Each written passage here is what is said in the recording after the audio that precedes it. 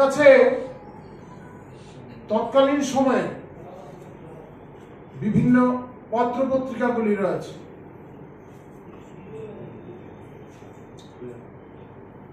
ব্যাপক সন্ত্রাসে রাজ্যের গ্রামীণ ভোট সম্পন্ন সন্ধান পত্রিকায় আছে।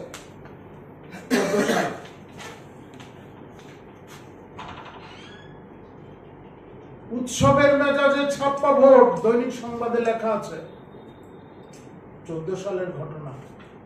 জবাব দেবেন না এগুলি?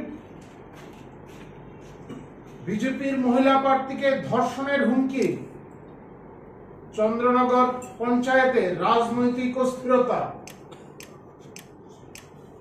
প্রমাণ। এগুলি প্রমাণ। একটা দৃষ্টান্ত দেখাতে পারবেন না এখন?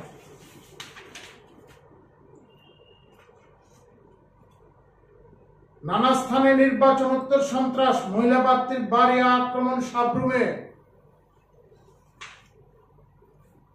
জয়ের উল্লাসে মদমত্ত সন্ত্রাস, সিপিএম ক্যাডারদের নলছড়ে, অন্তঃসত্ত্বা মহিলা বিজেপি প্রার্থীকে মারধর, থানা ঘেরাও।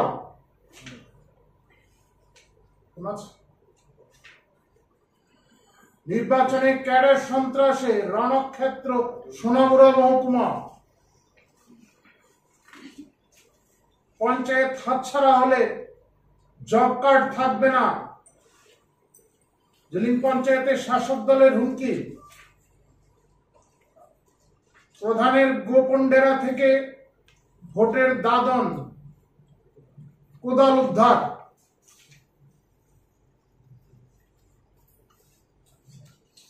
ছাপ্পা ব্যালট বাক্স গ্রহণ করতে অস্বীকার করলেন এসডিএম। মুখ্যমন্ত্রীর নির্বাচনী কেন্দ্র, রাজ্য বিজেপি সভাপতি আক্রান্ত। এগুলি কি গণতন্ত্রের নমুনা ছিল নাকি? এগুলি গণতন্ত্রের নমুনা? আজকে যারা বড় বড় কথা বলছেন সিপিআইএম এর নেতারা, তাদের প্ররোচনায় সে সময় সন্ত্রাসগুলি হতো।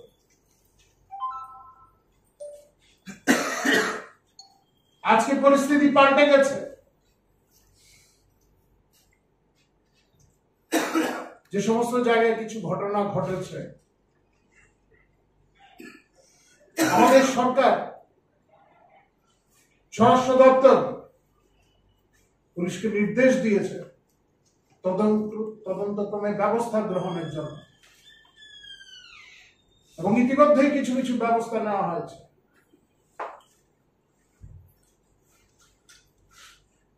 যারা সন্ত্রাসী, যাদের মতাদর্শগত অবস্থান সন্ত্রাসের, তারা আজকে ভারতীয় জনতা পার্টির উপর আঙুল তুলছেন। গ্রামে তো যেতেই পারছেন না,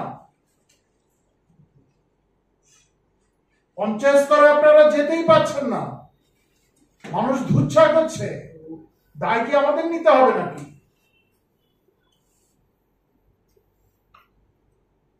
পরিণতি আরো ভয়াবহ।